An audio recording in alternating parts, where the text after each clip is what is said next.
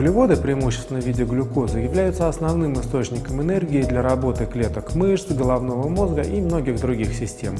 Запасаясь в виде гликогена в клетках печени и мышц, глюкоза по мере необходимости высвобождается в кровь и участвует в основном энергетическом обмене. Однако, когда запасы гликогена уменьшаются, для энергетических целей могут использоваться жирные кислоты и отдельные аминокислоты. Распад белка для энергетических потребностей – это настоящее препятствие для спортсмена. Смотрите, если организм вынужден тратить аминокислоты как источник энергии, то мышцы, естественно, не могут их использовать для увеличения силы, и как результат это снижение работоспособности и результативности тренировок. В таких случаях дополнительное употребление в пищу не только белков, но и углеводов позволит лучшим образом решить проблему пополнения запасов протеина в мышцах. Гейнер – это пищевая добавка, предназначенная для тех, кто хочет нарастить мышечную массу.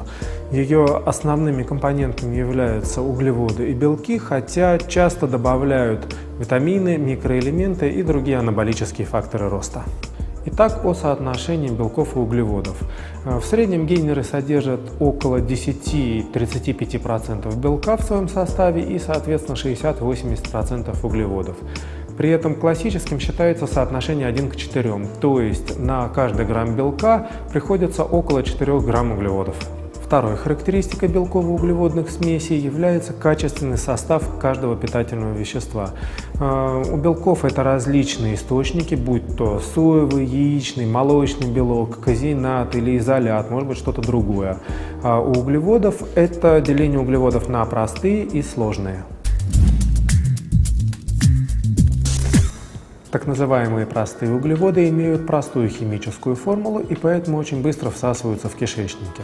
Если ваш обмен веществ слишком быстрый и вы с трудом набираете мышечную массу, то вам следует выбрать гейнер с более высоким содержанием углеводов. Процент содержания белка в гейнере должен увеличиваться пропорционально вашей жировой массе. Чем более вы склонны к полноте, тем надо выбирать гейнер с более высоким содержанием белка. Соответственно, чем больше в составе гейнера простых углеводов, тем быстрее восстанавливается уровень гликогена, но вместе с тем и повышается риск получить вместе с набором мышечной массы еще и жировую прослойку. В некоторых гейнерах используются специально разработанные сложные углеводы, которые медленно всасываются, что в свою очередь уменьшает проблемы с набором подкожного жира.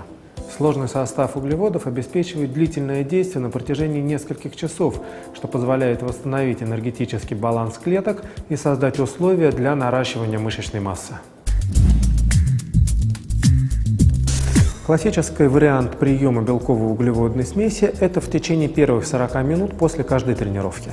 Также, если нет возможности нормально поесть за 1,5–2 часа до тренировки, то возможен прием смеси за 30–60 минут перед тренировкой. Прием гейнеров в дни без тренировок можно порекомендовать в первую очередь атлетам, которые плохо набирают мышечную массу для того, чтобы увеличить общую калорийность питания и ускорить восстановление.